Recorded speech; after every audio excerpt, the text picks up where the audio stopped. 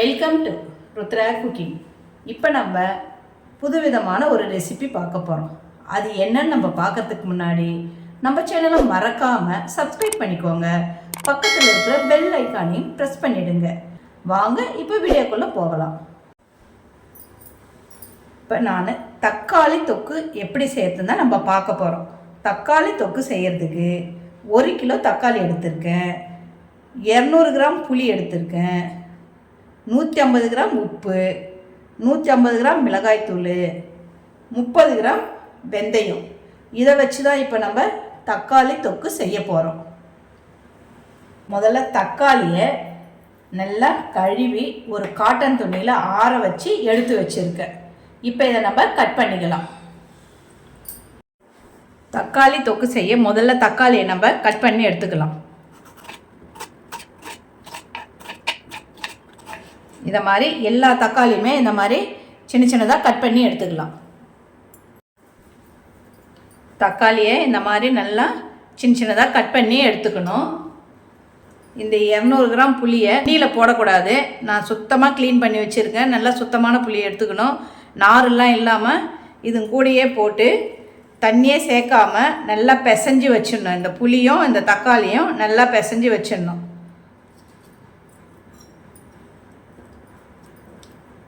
இதில் தண்ணி சேர்க்கக்கூடாது. இந்த தக்காளி தொக்கு சாப்பிட்றதுக்கு அவ்வளோ டேஸ்ட்டாக இருக்கும். இட்லி தோசைக்கும் யூஸ் பண்ணிக்கலாம். சுட சுட சாதத்தோடு சேர்த்து சாப்பிடும்போது அவ்வளோ அருமையாக இருக்கும். இந்த மாதிரி புளியும் தக்காளியும் நல்லா கலந்து வச்சுக்கணும். இது ஒரு 2 மணி நேரம் அப்படியே நல்லா ஊறணும். இதை அப்படியே மூடி போட்டு நம்ம மூடி வச்சிடலாம். தக்காளியும் புளியும் நல்லா பிசைஞ்சு வச்சுருக்கோம். இது ஒரு 2 மணி நேரமாக நல்லா ஊறணும். தக்காளியும் புளியும் ஊற வச்சு 2 மணி நேரம் ஆயிடுச்சு. இப்போ நம்ம இதை நல்லா பார்த்துக்கலாம். இப்போ இது ரெண்டுமே நல்லா ஊறி இருக்குது. தண்ணியெல்லாம் ஊற்ற வேண்டாம். இந்த புளி இந்த தக்காளி சாத்துலேயே நல்லாவே ஊறி இருக்குது. இப்போ நம்ம இதை மிக்சியில் போட்டு நல்லா நைஸாக அரைச்சி எடுத்துக்கலாம். தக்காளியும் புளியும் நம்ம நல்லா அரைச்சி எடுத்தாச்சு. இதில் கொஞ்சம் கூட தண்ணியே சேர்த்துக்கல. தண்ணி சேர்க்காம தான் இந்த தக்காளி தொக்கை ரெடி பண்ணணும். இப்போ இது கூட நம்ம எடுத்து வச்சுருக்கிற மிளகாய்த்தூளை சேர்த்துக்கலாம்.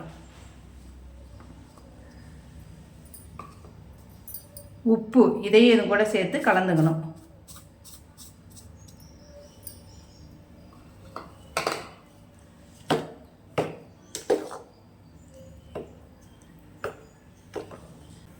தக்காளி தொக்கு செய்யறதுக்கு வெந்தயம் எடுத்து வச்சுருந்தோம். இதை இப்போ நம்ம வறுத்துக்கணும். இதை நல்லா வறுத்து பொடி பண்ணணும். நல்லா வாசம் வர வரைக்கும் இதை நல்லா வறுத்து எடுத்துக்கலாம். வெந்தயத்தை நல்லா வறுத்து இந்த மாதிரி பொடி பண்ணி வச்சாச்சு. இப்போ இதையும் நம்ம இதை கூட சேர்த்துக்கலாம்.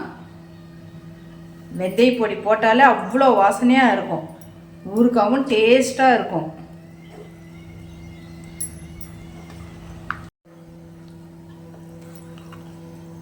இப்போ இது எல்லாத்தையுமே நம்ம கலந்து ரெடி பண்ணி வச்சிட்டோம்னா தக்காளி தொக்கு ரெடி ஆகிடுச்சு.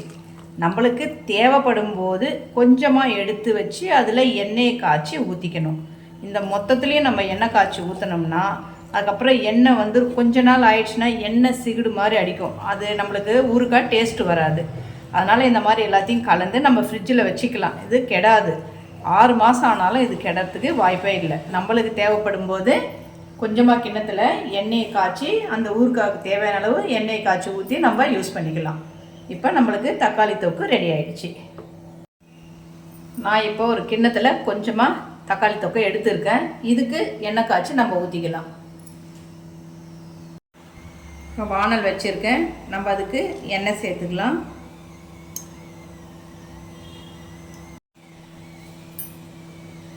எண்ணெய் காஞ்சிடுச்சு. கொஞ்சம் கடுகு போட்டுக்கலாம்.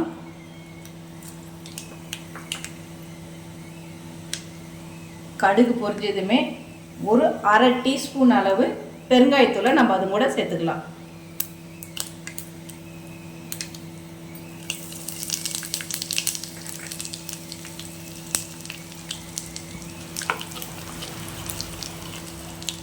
இப்போ நம்ம இதை அந்த தக்காளி தொக்கோட சேர்த்துக்கலாம்.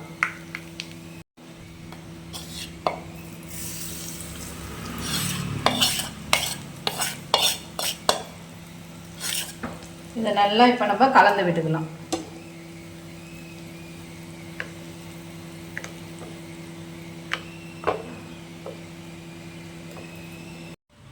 அருமையான தக்காளி தொக்கு ரெடி ஆயிடுச்சு. இது சாதத்து கூட போட்டு பிசைஞ்சு சாப்பிட்டு அவ்வளோ அருமையாக இருக்கும். சுட சுட சாதம் வடித்து இந்த தக்காளி தொக்கை போட்டு பிசைஞ்சு சாப்பிட்டிங்கன்னா உங்களுக்கு சாம்பாரோ ரசமோ எதுவுமே தேவைப்படாது. அந்த அளவுக்கு இது அருமையாக இருக்கும். சுட சுட சாதம், அதில் நம்ம செஞ்சு வச்சுருக்கிற தக்காளி தொக்கு, கொஞ்சம் எண்ணெயும் சேர்த்துக்கணும்.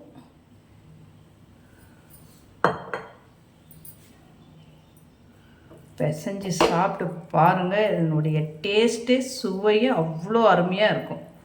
நீங்களும் இதை வீட்டில் ட்ரை பண்ணி பாருங்கள். மறக்காமல் நம்ம சேனலை சப்ஸ்கிரைப் பண்ணிடுங்க. சமையல் பண்ணுங்கள். ரொம்ப ரொம்ப சந்தோஷமாக இருங்க. உங்கள் ஃபேமிலி அண்ட் ஃப்ரெண்ட்ஸுக்கு ஷேர் பண்ணுங்கள். நன்றி, வணக்கம்.